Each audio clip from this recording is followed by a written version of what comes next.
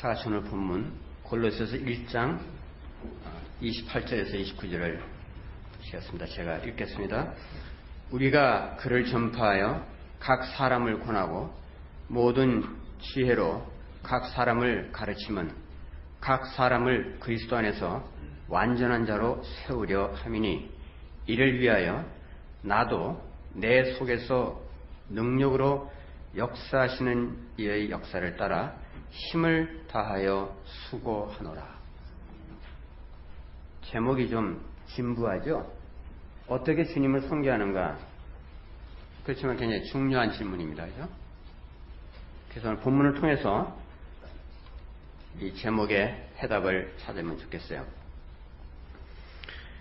교회와 관련된 말씀을 드려야겠는데, 오늘날 교회에 대해서 여러분 어떻게 생각하시는지 모르겠는데, 현대교회는 결코 건강하다고 볼 수 없는 그런 여러 가지 증상들을 드러내고 있습니다. 특히 우리나라 교회의 경우 사회가 너무나 교회를 멸시하기 때문에 차마 그들의 말을 듣기가 심히 민망하기 짝이 없는 그런 형편입니다. 그런데도 불구하고 대부분의 교인들은 그냥 별 생각 없이 아무 일도 없는 듯이 그냥 교회를 다니는 중이에요.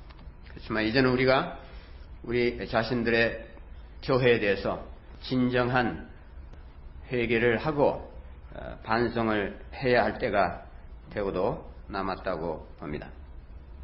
바울께서 우리가 무엇을 배울 수 있는가? 첫째, 바울은 성도들을 철저하게 가르쳤어요. 그래서 자기 자신이 각 사람을 전파하고 각 사람에게 권면하고 모든 지혜로 각 사람을 가르치고 모든 사람을 다 복음에 입각한 깊이 있는 가르침으로서 평생을 대했습니다. 그래서 자신이 받은 선교사의 소명과 자신이 받은 교사로서의 사명과 설교자로서의 사명을 다 행하는 데 있어서 철두철미했습니다. 그래서 자기가 선교에서 교회가 세워지면은 설교와 가르침에 주력을 했습니다. 그것이 사도 바울의 우선순위였어요. 오늘날 교회가 어떻습니까? 크게 성장했다고 말을 합니다. 어떻게 성장한 것일까요? 바울의 우선권을 중시했기 때문에 성장했습니까? 만일 그랬다면 지금쯤 우리들의 교회는 현재의 모습보다는 훨씬 더 나은 모양새가 됐을 것입니다. 훨씬 더 건강하고 훨씬 더 성숙했겠죠. 지난 수십 년 동안 한국교회는 괄목할 만한 양적인 성장을 한 것을 누구도 부인할 수 없을 것입니다. 그러나 그에 비해서 영적 성장은 매우 뒤떨어진다고 말해도 결코 과장이 아닐 것입니다. 말씀 중심이어야 한다, 그런 말을 늘 해옵니다. 그것도 수십 년 동안 한 말이에요. 성경의 원칙이 그런 것이다, 말씀 중심이다 하는 것을 이야기하는 그런 원칙론의 구호가 아니고, 사실 실상은 우리나라 교회가 말씀 원칙을 하지 않기 때문에 나온 말이에요. 물론 강단에서 성경 읽지 않는 교회가 없고 설교를 하지 않는 교회가 없을 것입니다. 그렇지만 그렇다고 해서 반드시 말씀 우선이라고는 할 수 없는 경우가 빈번하다고 봅니다. 복음을 전하지 않아서가 문제가 아니고 다른 복음을 전하기 때문에 문제인 것이에요. 예수를 전하지 않기 때문에 문제가 되는 것이 아니라 다른 예수를 전하기 때문에 문제가 되는 것입니다. 강단에 서서 말을 할 줄 몰라서 문제가 되는 것이 아니라 성경을 강해하고 성령의 감동이 있는 하나님의 말씀이 나오는 것 대신에 공허한 빈말이 나오기 때문에 그것이 문제인 것입니다. 거기 비해서 사도 바울은 충실하게 전체적으로 철저하게 쉬지 않고 밤낮으로 가르쳤다고 했어요. 우리에게 어떤 문제가 있습니까? 하나님에 대해서 깊이 배우고 많이 배우고 열심히 배워야 할 것들이 많은데도 불구하고 시간을 내지 않는 것입니다. 당시 사람들은 시간이 남아 돌아서 사도 바울의 가르침을 반나절로 들은 것이 아니죠. 우리가 흔히 지식이라는 것이 중요하지 않다. 그 뭐 밤낮 배워서 그거 뭐 다 뭐 하느냐. 머리만 커져서 뭐 하느냐 그래요. 순종이 중요하지. 예, 맞는 말씀이죠. 그렇지만 제대로 배우지 아니하고 순종하는 것은 위험한 것입니다. 신앙생활에 유익하지 않아요. 먼저 하나님과 복음을 바르게 배우고 알아야만 되는 것이에요. 그런 의미에서 머리가 커지는 것 조금 더 나쁘지 않아요. 머리 커지는 것은 나쁘고 그냥 배 커지는 건 괜찮습니까? 이것이 제대로 진행되지 않으면 교회든지 개인이든지 영적으로 강건하게 자랄 수가 없어요. 머리가 비어있기 때문에, 배만 잔뜩 채워져 있기 때문에, 그래서 교회가 문제인 거예요. 배에 기름이 너무 뛰어나오니까 건강에 좋지 않은 거죠. 영적인 의미에서. 재산이 많아지고, 거래가 많아지고, 거기에 따르는 프로그램이 많아지고, 거기서 오는 맹공심이 많아지고, 소위 말하는 성공을 하면은 그런 문제가 생기는 것입니다. 여러분, 하나님의 말씀을 무시하면은 미신적인 신앙에 빠집니다. 꼭 우리가 뭐 무당집에 간다든지 세상의 어떤 철학에 의존해서가 아니라 우리가 하나님의 말씀에 대한 정확한 가르침이 빈약되었을 때 우리 생각이 세속적으로 되기 때문에 그것이 바로 미신적인 신앙으로 쏠리고 맙니다.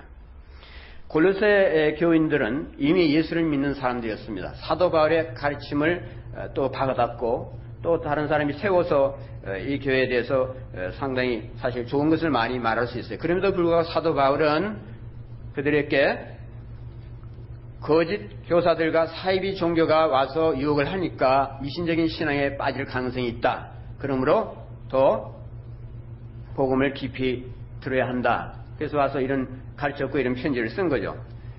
우리들도 마찬가지입니다. 우리들도 복음을 제대로 배우지 못하면 하나님의 뜻이라든지 하나님의 나라라든지 하나님의 구원이 가진 그 본질적인 성격에서 이탈되고 말아요.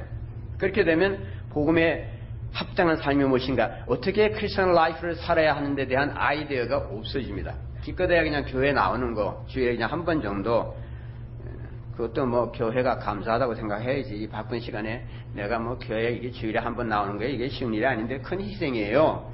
거기까지 뭐 헌금까지 하는데 고맙다고 해야죠. 가실 때 표창장 하나씩 받아가세요. 그런 생각하시는 거예요. 그냥 보통 사람들처럼 습관을 따라서 살고 교회는 하나의 엑스트라의 종교 활동이다. 이렇게 생각하게 되는 거죠. 그렇게 되면 무슨 일이 일어나냐. 하나님께서 예수 그리스도 안에서 주시려고 만세전부터 계획하신 그 엄청난 분량의 축복들을 미스합니다. 그것을 놓치고 말아요. 그래서 사도 바울이 어떻게 했냐면 골로새 교인들을 위해서 기도했어요. 그것이 1장 9절부터 12절까지 나오는 내용이잖아요. 이로써 우리도 듣던 날부터 너희를 위하여 기도하기를 그치지 아니하고 구하노니 너희로 하여금 모든 신령한 지혜와 총명의 하나님의 뜻을 아는 것으로 채우게 하시고 주께 합당하게 행하여 범사에 기쁘시게 하고 모든 선한 일에 열매를 맺게 하시며 하나님을 아는 것에 자라게 하시고 그 영광의 힘을 따라 모든 능력으로 능하게 하시며 기쁨으로 모든 견딘과 오래 참음에 이르게 하시고 우리로 하여금 빛 가운데서 성도의 기업의 부분을 얻기에 합당하게 하신 하나님께 감사하게 하시기를 원하노라. 여기 있는 내용의 하나님의 말씀 무시하면 다 미스된다 그 말씀이에요. 그러니까 우리들은 어떻게 하겠어요? 영적인 성장과 영적인 분별력과 하나님의 말씀에 대한 통찰을 위해서 바울처럼 기도하기를 그치지 말아야 하는 것입니다. 교회의 건강한 상태는 그 교회가 얼마나 기도하는가를 보면 알 수가 있어요. 기도의 필요성을 느끼지 않는다. 느껴도 행동을 옮길 수가 없다. 그거 병이 들었다는 뜻이에요. 여러분 다 건강하다고 생각하세요? 우리 교회에 얼마나 기도하십니까? 바울께서 우리가 배울 수 있는 또 하나의 측면은 뭐냐면 전심으로 노력했어요. 전심으로 힘써 애쓰며 수고했다고 그랬습니다. 이를 위하여 나도 내 속에서 능력으로 역사하시는 이의 역사를 따라 힘을 다하여 수고하노라. 바울의 사역의 목표가 뭐냐면 수고하면서 각 성도를 그리스도 앞에 세우는 것이었습니다. 근데 그 수고라는 것이 스스로의 어떤 작심이나 결단에 의해서 나오는 것이 아니라 자기 속에서 강력하게 작용하는 주님의 능력에 따라서 있는 힘을 다해서 수고했다는 것입니다.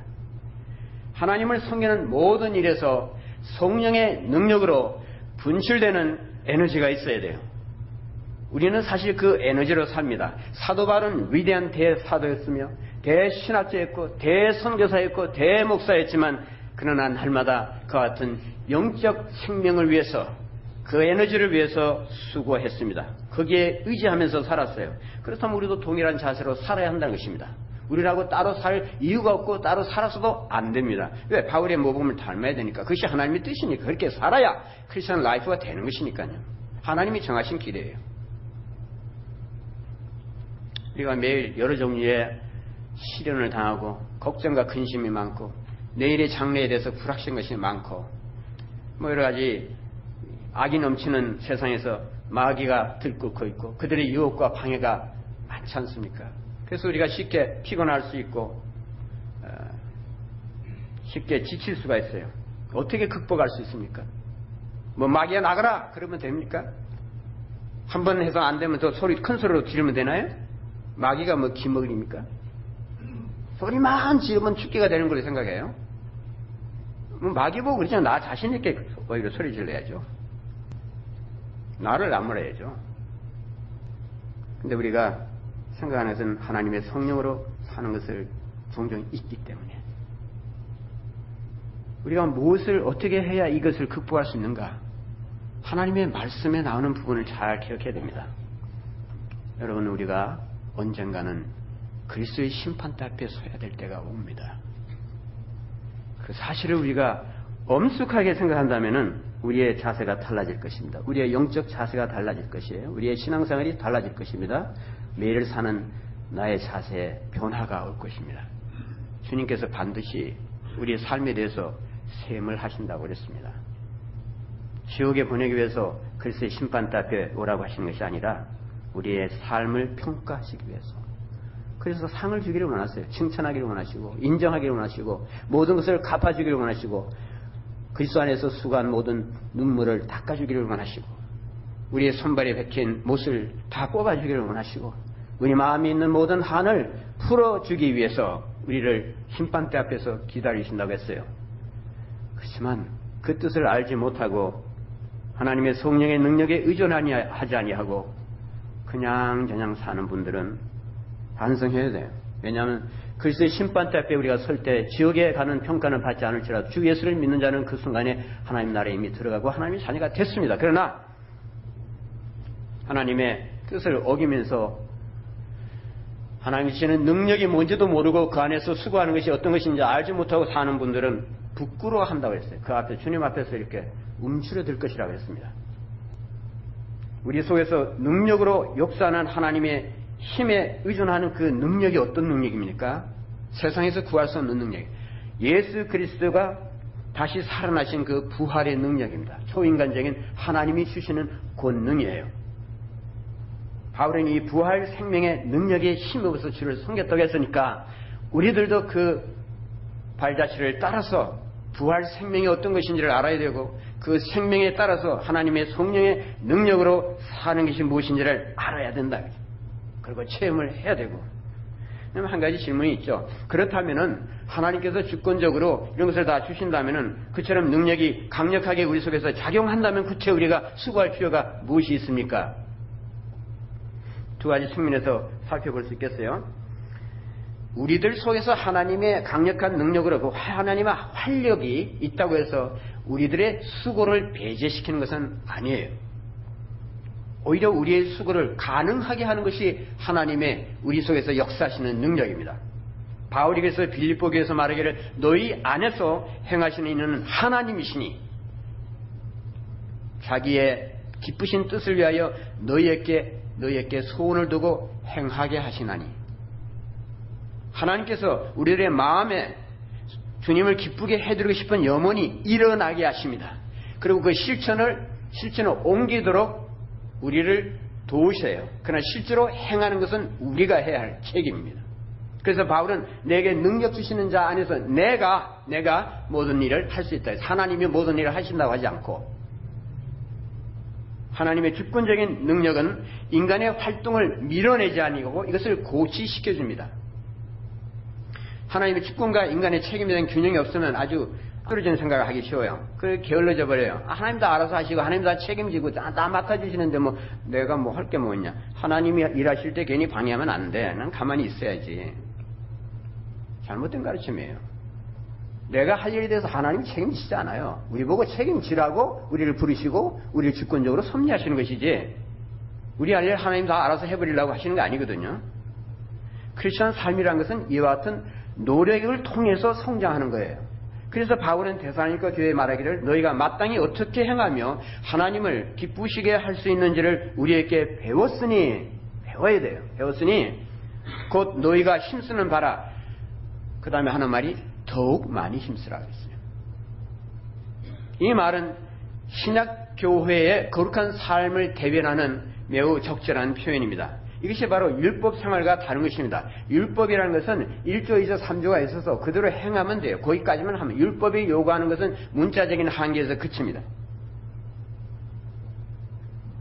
규정대로 행하면 끝이에요. 규정에 맞게 행했으면 그 이상은 행할 필요가 없습니다. 그렇지만은 성령의 인도를 받는 우리 신약교회 성도들의 삶이라는 것은 사랑에 넘치는 풍성한 생동력을 발휘하기 때문에 그것이 율법의 수준을 상회하게 됩니다. 율법이 요구하는 것 이상으로 가는 것이죠.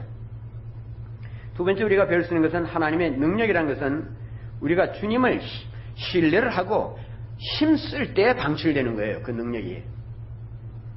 다시 말해서 주님의 신령한 에너지에 의존해서 우리가 노력할 때, 힘써 애쓸 때 스스로의 힘으로는 성취할 수 없는 것을 이루게 됩니다. 그 방법을 짐 타커라는 유명한 신학자가 이렇게 아주 구체적으로 지적을 했어요. 한번 읽어드리겠어요. 성령이 우리 속에서 역사하는 정상적인 방법은 우리들의 사고와 의지의 작용을 통해서다. 성령은 우리가 움직여야 할 이유들을 보게 하심으로써 행동하도록 우리를 움직이신다. 그래서 우리들의 의식과 이성이 사라지는 것이 아니고 강화된다. 하나님께서는 주의 선한 기쁨을 위해서 우리의 의지를 일으키고 힘쓰게 하신다는 것을 우리들이 알고 순종을 결단함으로써 우리들의 구원을 이루신다. 모세도 말하기를 너희가 요단을 건너 여호와께서 그 땅을 차지하려 하나니 반드시 그것을 차지하여 거기 거주할지니라. 여기서 누가 행해야 한다고 그랬습니까? 너희가 요단강을 건너라 했어요. 너희가 그 땅을 밟으라고 했어요. 너희가 가서 그 가나안 땅을 치라고 했습니다. 하나님의 주권을 강조하는데, 그래서 하나님께서 하시도록 해야지 내가 나서면 안 된다고 말하는데, 그러나 하나님의 명령에 따라서 내 발로 걸어야 되고 내 발로 요단강을 건너야 되고 내 손과 내 발로 가서 내가 치려고 쳐야 하는 것이에요. 가나안으로 내가 들어가야 하는 것입니다. 하나님의 주권이 내 손과 내 발을 통해서 드러나게 하는 것이 하나님께서 작정하신 뜻이기 때문에 거기는 변화가 있을 수 없어요. 그러니까 하나님의 약속과 명령에 따라서 내가 나서야 된다, 그 말씀이에요. 심플하지 않습니까? 당연하지 않아요? 그게 make sense 하는 거 아닙니까? 그런데도 불구하고 하나님은 아주 비상식적인 분으로 몰아세우는 경우가 많아요. 우리의 그랬던 교리로, 그랬던 가르침으로. 그런데 또 하나의 질문은 주님이 우리 속에서 진실로 역사한다는 것을 내가 어떻게 알 수 있는가? 현실적인 질문이죠. 두 가지 갈래로 제가 말씀드리고, 우선 바울의 예를 들고 그 다음에 제가 여러분의 예를 들겠습니다. 하나님의 능력이 우리 속에서 강력하게 역사할 때는 내 힘으로 할 수 없는 일을 이루어냅니다. 그래서 바울의 간증에서 그 사실을 확신할 수 있는데, 바울이 어떻게 했냐면 아주 비방을 많이 받았죠. 그것도 근거가 없는 무고한 비방이었습니다. 그걸 많이 받고 그러고도 흥분하지 아니하고 그것을 다 넘겼어요. 좋은 말로 응답했습니다. 박해를 많이 당하고 그러면서도 오래 참고 모욕을 당하고서도 담대함을 잃지 않고 오히려 그 모욕하는 사람들을 축복할 수가 있었어요. 극도의 공경 속에서 주님을 신뢰하는 것을 배웠습니다. 자기 변명을 할 때도 사실은 그 본심은 다른 사람의 유익을 위한 변명이지 자기 변호를 해서 내가 옳다는 것을 주장하고 내가 잘났다는 것을 이야기하고 내가 지지 않으려고 그렇게 한 변명이 아니었습니다. 큰 짐거리가 많았어요, 바울이. 그럼에도 불구하고 구원의 기쁨을 잃지 않았습니다. 무척 가난했죠. 그렇지만 무력에 빠지지 않았고 오히려 자기 자신은 하나님의 부여로 만족했습니다. 주 예수를 더 알고 그분의 능력을 더욱더 체험하기 위해서 표대를 향해서 달렸어요. 복음을 전하다가 심한 구타를 당했지만 빌립보 감옥에서처럼 오히려 주님을 찬양하고 주 예수 이름을 위해서 고난받는 것을 기뻐했습니다. 이런 것은 바울이 회심하기 전에는 불가능한 일이었습니다. 그러나 그가 주님을 만난 이유는 모든 것이 달라졌어요. 그래서 그의 삶 속에서 이와 같은 하나님의 능력이 발휘가 되었고 강한 빛을 발휘했던 것입니다.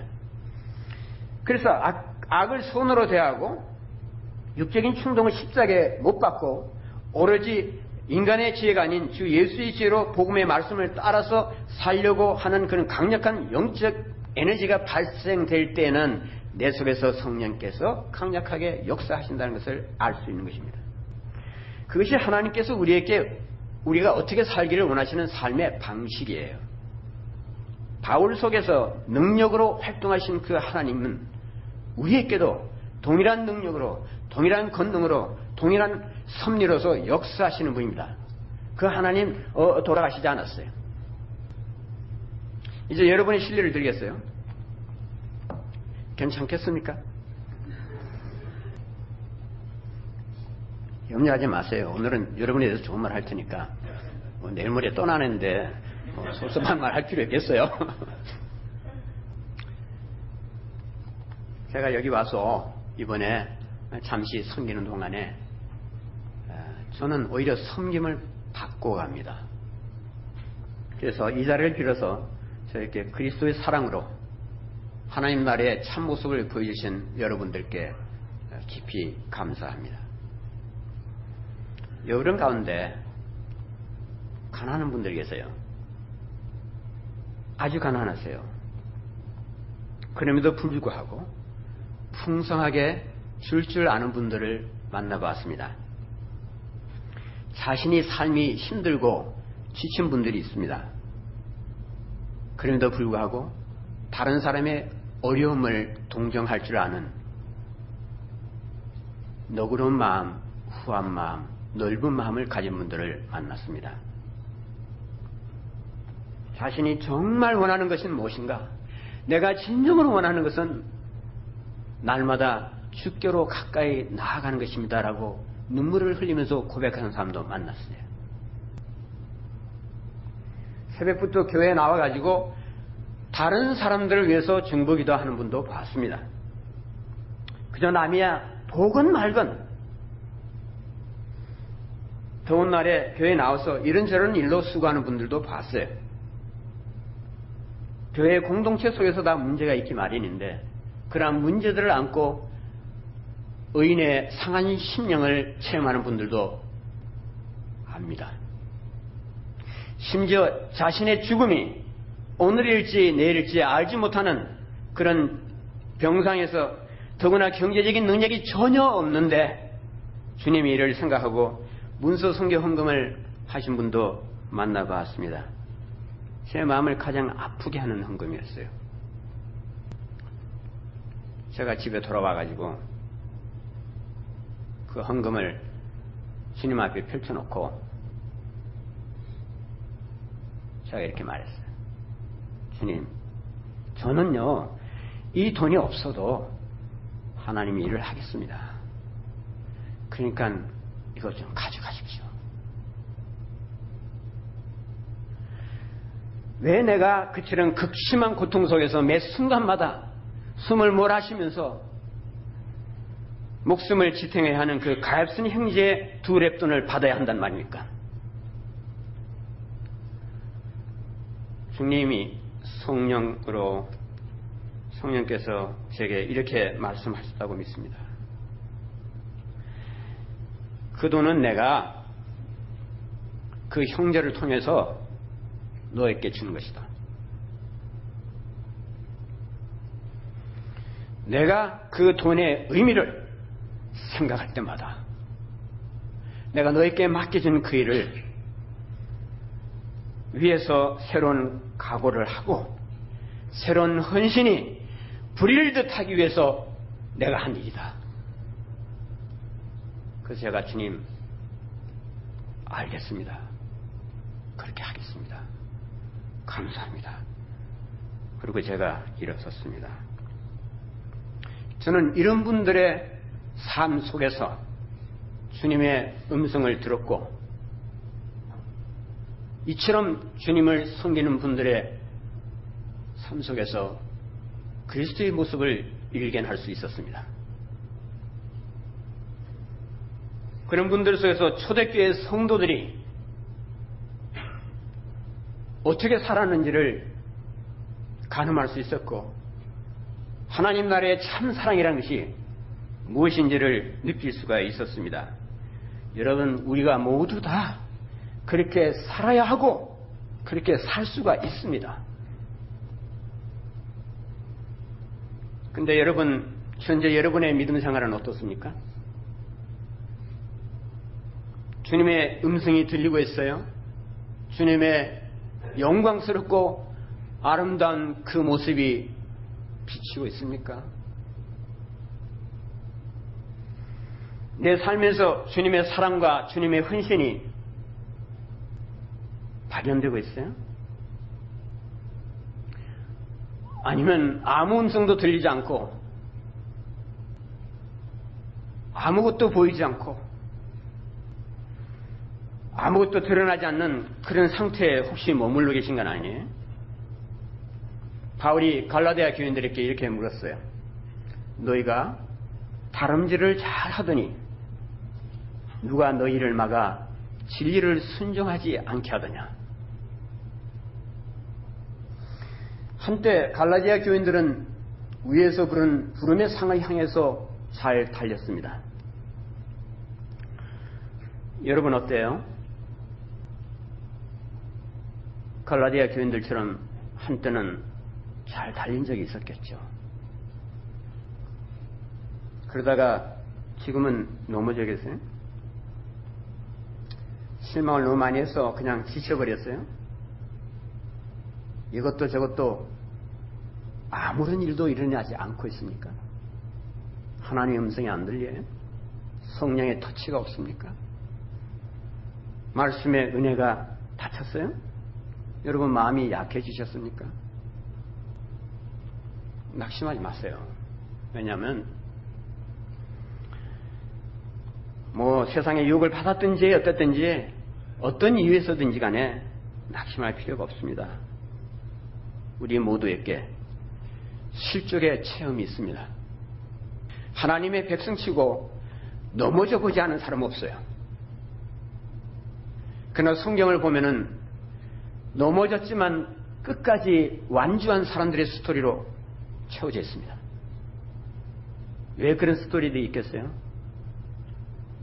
우리의 현실을 주님께서 아신다는 거죠. 그리고 우리를 끝까지 달리게 할 수 있는 하나님의 능력이, 그 부활 생명이 우리 속에서 역사한다는 것을 알려주기 위한 것입니다. 어떻게 해야 끝까지 달릴 수 있겠습니까? 그들이 끝까지 달렸던 비결이 무엇이겠어요? 전능하신 이 온 우주를 창조하신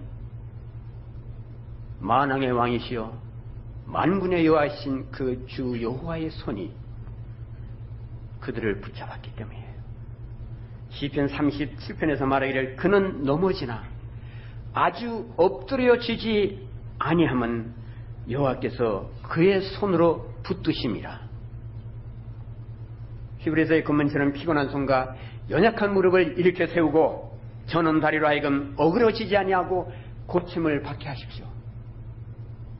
예수는 우리의 위대한 치유자로서 모든 것을 다 고칠 수 있는 분입니다.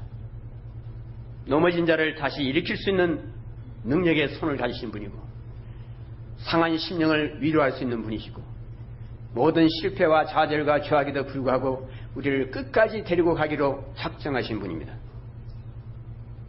언젠가 우리가 그리스도의 심판대 앞에 서게 될 것입니다.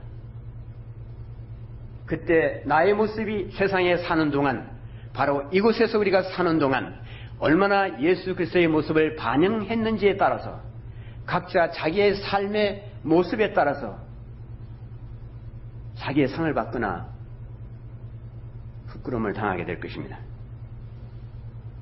우리 각자에게 잘하였도다, 착하고 충성된 종아 라고 하실 수 있는 그런 기회가 아직까지 우리에게 열려져 있어요.